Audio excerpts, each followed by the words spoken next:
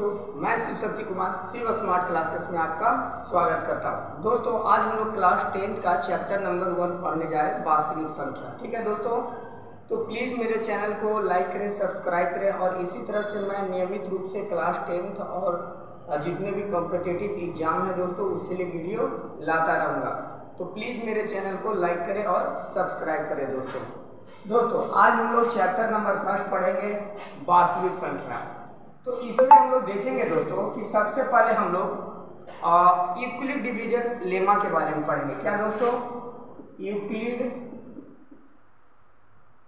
Division या इसी को विभाजन प्रमेय कहते हैं दोस्तों। ठीक है, यूक्लिड डिवीजन लेमा कहने का अर्थ है यूक्लिड विभाजन प्रमेय। ठीक है दोस्तों, तो बड़ा ही संक्षिप्त तरीके से हम लोग इसका ओवरव्यू करेंगे दोस्तों, देखेंगे और उसके बाद हम लोग डायरेक्ट क्वेश्चन पे आएंगे दोस्तों कि किस तरह से बोर्ड के एग्जाम में प्रश्न पूछे जाते हैं। देखिए दोस्तों, यूक्लिड डिवीजन लेमा में अर्थात यूक्लिड विभाजन प्रमेय में a बराबर BQ प्लस में R होता है दोस्तों। ठीक है ना, a बराबर BQ प्लस में R। आप लोग जानते होंगे दोस्तों कि हम लोग बचपन में एक फॉर्मूला पढ़े थे, भाज्य बराबर भाजक गुना भागफल और प्लस में क्या होता था दोस्तों? शेष या शेषफल, उसी को कहते थे। ठीक है ना, तो आज हम लोग इसी पैटर्न पे, इसी थ्योरम की सहायता से हम लोग HCF निकालना सीखेंगे दोस्तों, जो काफी ज्यादा इंपॉर्टेंट है बोर्ड के एग्जाम के हिसाब से। ठीक है, तो इसी के पैटर्न पे हम लोग देखते हैं पहला प्रश्न। ठीक है दोस्तों, जैसे क्वेश्चन पूछ रहा है दोस्तों 130, ठीक है, और 15 का HCF क्या होगा? HCF क्या होगा?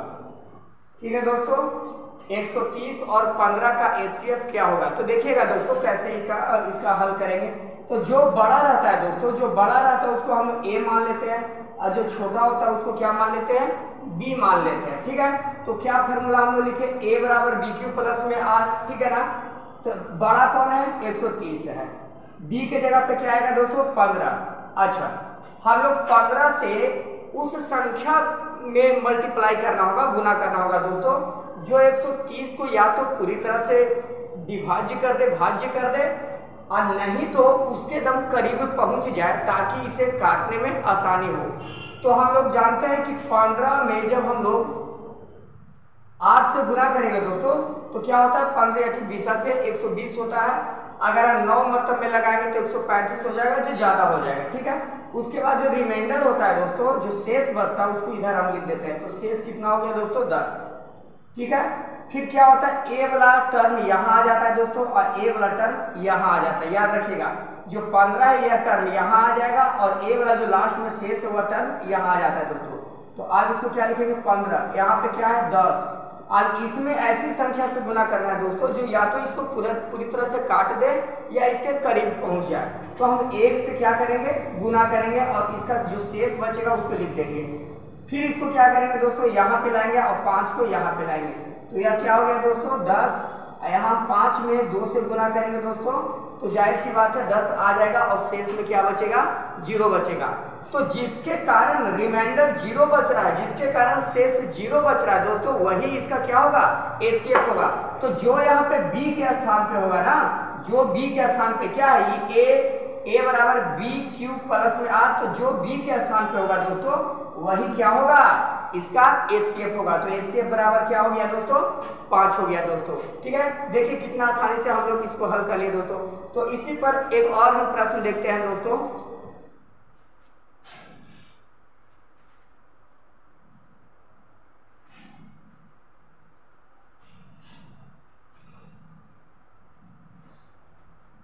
एक 124, 50 और 365 है दोस्तों। क्या प्रश्न में क्या है दोस्तों? 124, 50 और 365। ठीक है दोस्तों, अब देखिएगा, एक जो बड़ा रहेगा दोस्तों क्या होगा? A होगा, और जो छोटा रहेगा दोस्तों क्या होता है?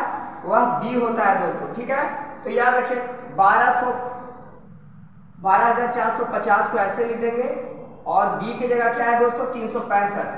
अब इसमें ऐसी संख्या से गुना करना है दोस्तों जो इसके करीब पहुंच जाए और ताकि अगला क्या या तो इसको पूरी तरह से काट दे और नहीं तो इसके करीब पहुंच जाए।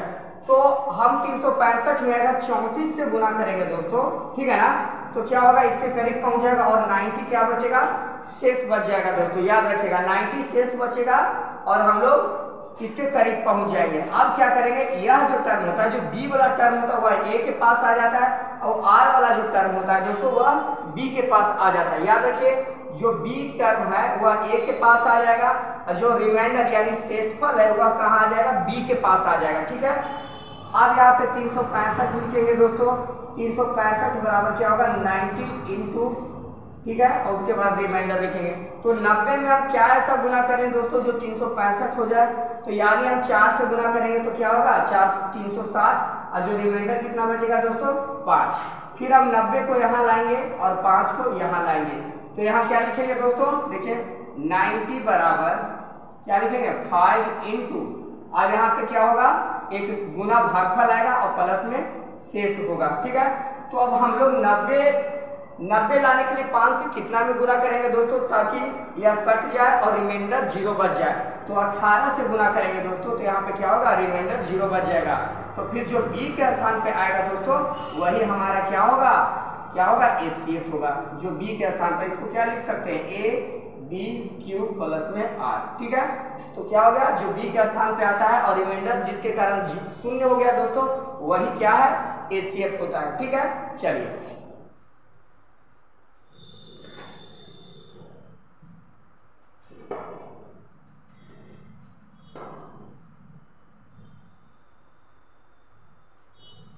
दोस्तों अब हम लोग देखते हैं अगला प्रश्न।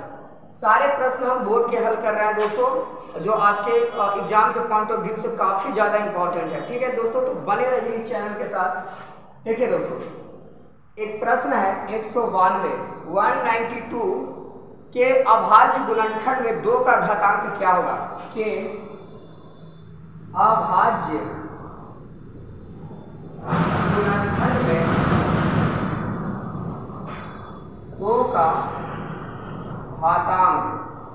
2 का घातांक क्या होगा। ठीक है दोस्तों, अब देखते हैं 192 का अभाज्य गुणनखंड में 2 का घातांक पूछ रहा है दोस्तों। तो कुछ नहीं करना, इसका हम अभाज्य गुणनखंड निकालते हैं। तो 192 का क्या होगा, 2 से लगाएंगे, सर्वप्रथम 2 से। देखते हैं यह सम संख्या है दोस्तों, इसलिए हम 2 से पहले लगा रहे हैं। तो इसको कितना लिखेंगे दोस्तों, 96 लिखेंगे। फिर 2 से लगाएंगे दोस्तों, तो यहाँ क्या होगा, 48। फिर 2 से लगाएंगे तो 24, फिर 2 से लगाएंगे तो 12, फिर 2 से लगाएंगे तो 6, फिर 2 से लगाएंगे तो 3।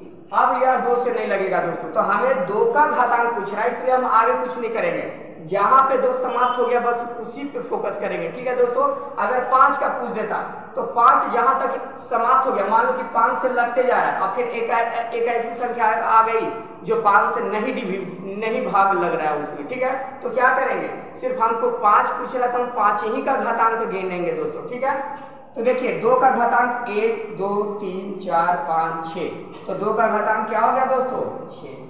ठीक है, तो 2 का घातांक कितना आ गया, 6 आ गया। तो यही आपका आंसर होगा दोस्तों, आपका आंसर क्या होगा, 6। ठीक है ना, 2 का घातांक पूछ रहा है कि 2 का घातांक क्या होगा, तो यानी कि 2 के पावर 6, तो यही क्या हो गया, 2 का घातांक हो गया। तो यही क्या है दोस्तों, आंसर है। ठीक है, अगला प्रश्न देखते हैं दोस्तों। ठीक है,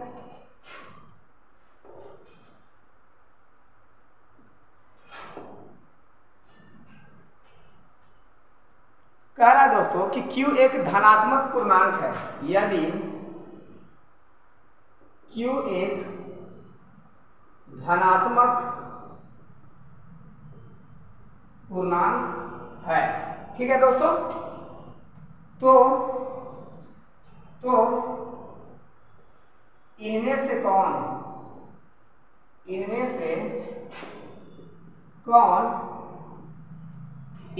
कौन धनात्मक विषम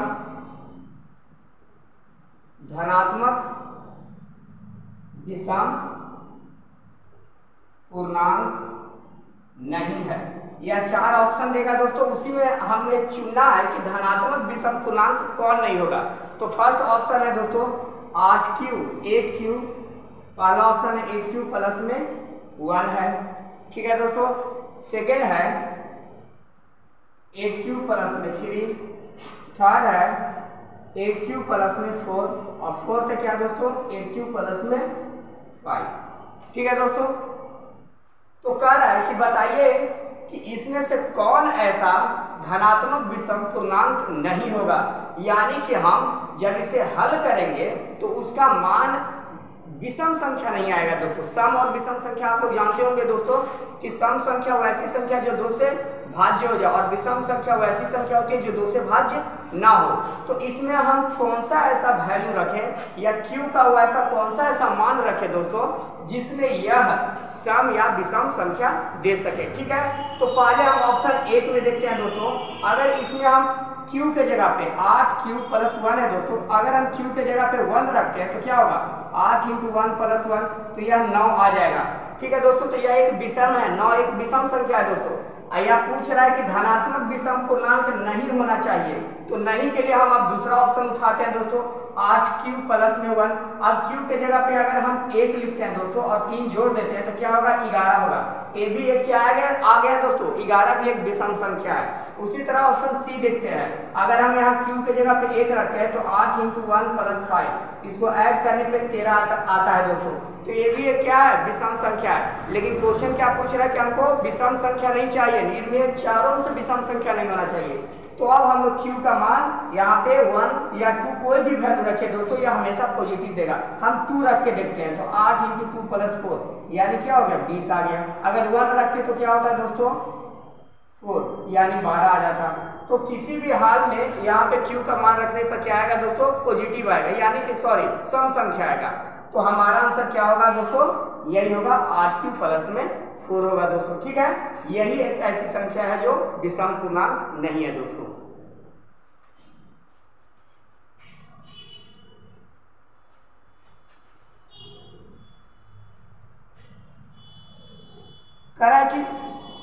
अगला प्रश्न है दोस्तों कि दो लगातार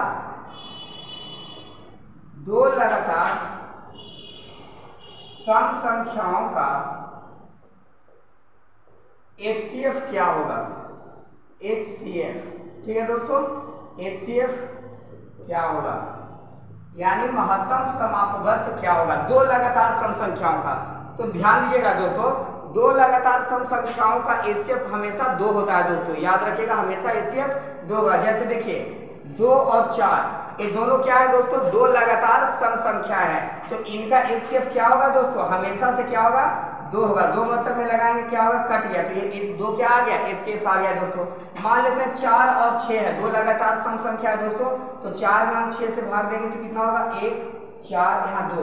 अब 2 में किससे भाग देंगे दोस्तों 4 से, तो कितना मतलब में 2 4 खत्म, यानी यह 2 क्या आ गया दोस्तों HCF आ गया। तो याद रखिएगा 2 लगातार सम संख्याओं का जो HCF होता है दोस्तों वो हमेशा 2 आता है। अगर यही प्रश्न रहता दोस्तों कि 2 लगातार विषम संख्याओं का, याद रखिएगा 2 लगातार विषम संख्याओं का अगर HCF पूछता दोस्तों तो हमेशा 1 आता, क्या आता 1 आता। लेकिन यहाँ पे सम पूछा है इसलिए यहाँ पे क्या होगा आंसर दोस्तों 2 होगा। ठीक है, चलिए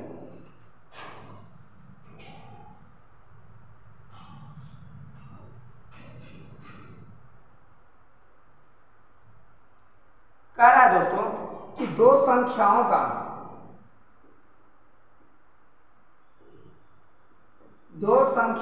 गुणनफल, दो संख्याओं का गुणनफल 8670 है।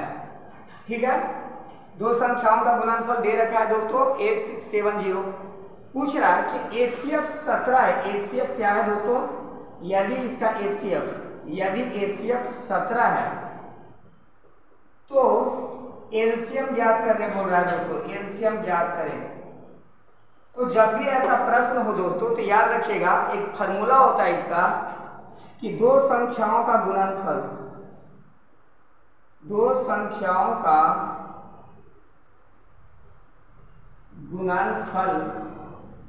बराबर होता है दोस्तों LCM इंटू HCF। क्या होता है दोस्तों LCM इंटू HCF। दो संख्याओं का गुणनफल क्या है दोस्तों 8670 है दोस्तों। LCM हमें निकालना है दोस्तों और HCF कितना दिया हुआ है 17 दिया हुआ है। ठीक है, अब क्या करेंगे एलसीएम को ऐसे ही रहने देते हैं, यह गुना में दोस्तों यहाँ भागा में आ जाएगा 8670 इंटू 70। जब इसे हम भाग देंगे तो क्या होगा 5 और 1 यानी कि 510। इसका एलसीएम कितना होगा दोस्तों 510 होगा। यह 51 मरतब में कट रहा है, यह शून्य है तो इसमें गुना हो जाएगा तो क्या होगा दोस्तों क्या होगा 510 होगा। तो इसका एचसीएफ क्या होगा, एलसीएम क्या होगा दोस्तों 510 होगा। याद रखिएगा दोस्तों, जब भी ऐसा प्रश्न पूछे दो संख्याओं का गुणनफल तो इसका एक फार्मूला होता है कि दो संख्याओं का गुणनफल बराबर एलसीएम गुना एचसीएफ। या फिर ध्यान दीजिएगा, दो संख्याओं का गुणनफल बोल दे, या फिर अगर प्रश्न ऐसा रहा कि प्रथम संख्या और द्वितीय संख्या दिया हुआ है, तो प्रथम संख्या और द्वितीय संख्या अगर दिया हुआ है दोस्तों तो यह भी क्या होता है, सेम वही फार्मूला होगा कि प्रथम संख्या इंटू दूसरी संख्या बराबर होता है एलसीएम इंटू एचसीएफ। याद रखिएगा दोस्तों, ठीक है।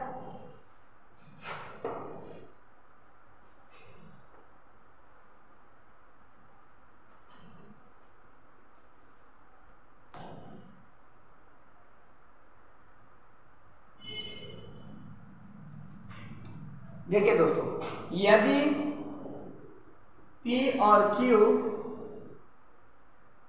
क्या कह रहा है दोस्तों, अभाज्य संख्याएं हैं, अभाज्य संख्याएं हैं, ठीक है। तो P का पावर Q, P का पावर 3 इंटू Q और P स्क्वायर Q का मासा क्या होगा, यानी कि एचसीएफ क्या होगा, ठीक है। एचसीएफ क्या होगा, कह रहा है कि P और Q अभाज्य संख्याएं हैं, दोनों अभाज्य संख्या है। अभाज्य संख्या वो ऐसी संख्या दोस्तों जो स्वयं और एक के अलावा किसी और से ना कटे दोस्तों, ठीक है। तो कह रहा है कि P और Q दोनों अभाज्य संख्याएं हैं, तो इन दोनों का याद रखें, P का पावर Q इंटू P का पावर 3 और इंटू में Q बराबर P का स्क्वायर इंटू में Q, इन दोनों का मासा पूछ रहा है दोस्तों। तो क्या होगा, हम जानते हैं कि जो इसमें लोअर यानी कि इन दोनों में जो हाईएस्ट ऐसा कॉमन फैक्टर है जो मैच कर रहा है दोस्तों, उसको हम लोग बाहर निकाल लेते हैं। तो इन दोनों में कौन है, P का ऐसा कौन सा पावर है जो दोनों में सम्मिलित है, तो P का पावर 2, याद रखना ये P का पावर 3 है तो कहीं ना कहीं इसमें 2 भी शामिल है दोस्तों, और यहाँ पे भी 2 है, तो P का पावर 2 बाहर निकालिए और Q तो दोनों में शामिल है, दोनों का पावर 1 है तो Q दोनों में शामिल है। तो याद रखिएगा दोस्तों, P का पावर 2 इंटू Q क्या है, यही इसका एचसीएफ है दोस्तों। क्या हो गया, यही एचसीएफ हो गया, ठीक है। दोनों में हम हाईएस्ट कॉमन मिलाएंगे कि दोनों में कौन शामिल है, तो P का ध्यान दीजिएगा, यहाँ पे हाईएस्ट कौन है, P का स्क्वायर है दोस्तों, और P का स्क्वायर कहीं ना कहीं Q में तो शामिल होगा ही, ठीक है। और Q